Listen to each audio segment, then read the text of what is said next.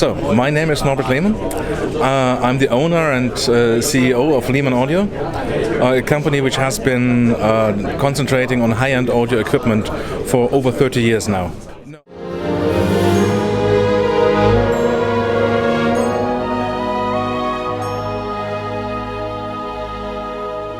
Well, what we have here is the brand new decade jubilee. This is made to come much closer to the Silver Cube's performance. So a crucial part of this is the passive rear network, which is made of tinfoil capacitors from Mundorf, which are also to be found in the Silver Cube, and I have them inside here as well. But we have some other technologies that we use and some other parts that we use that I'm very proud of.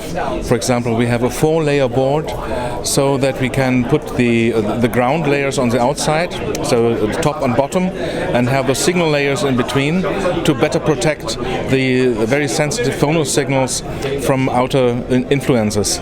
And to top this off, we have even massive milled aluminium cages that are put over the input stages, so that we have practically something like a little Silver Cube inside this new product. This is an external power supply. This is the two box unit. We have the power supply here, and we have the audio section here, and we have the same size as the Decade phono stage. But for example, as outer difference, you see that we have already the SSC feet, which are also to be found under the Silver Cube's audio section and power supply. We have also here with this phono stage, with the Decade Jubilee, we have SSC feet underneath both audio section and power supply.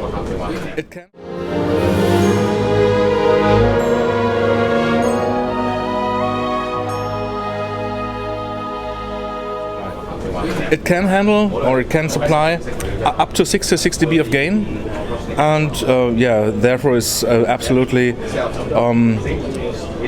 enough for even very low output MC cartridges. This is not my turntable. This is kindly brought over from the Transrotor distributor. Transrotor and my company are very close by, so Dirk Räke from Transrotor was kind enough to take care that we have a turntable here. Yeah.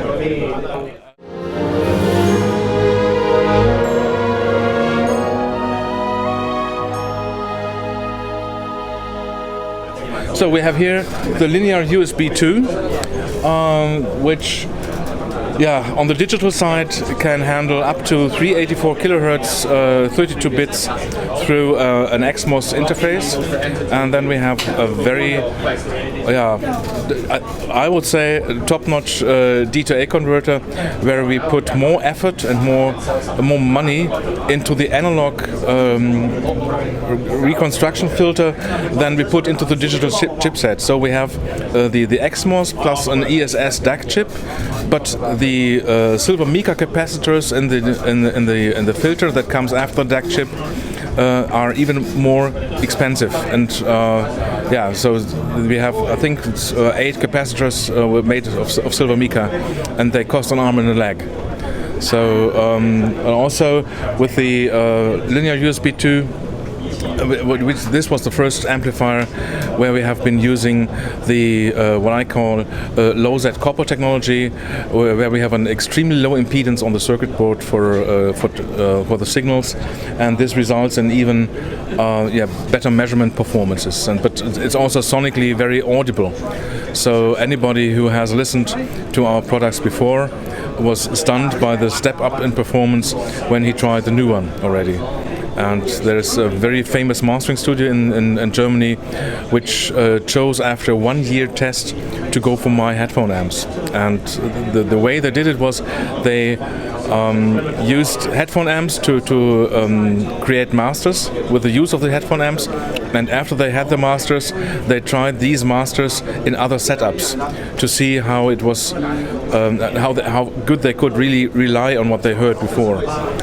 No balance output, no. So I rather go for a very low impedance output, single-ended, And if you would really want to double this, it will also double the cost on the one hand, and on the other hand, there is no real reference. There is no ground, and so far I prefer to have a single-ended headphone outputs.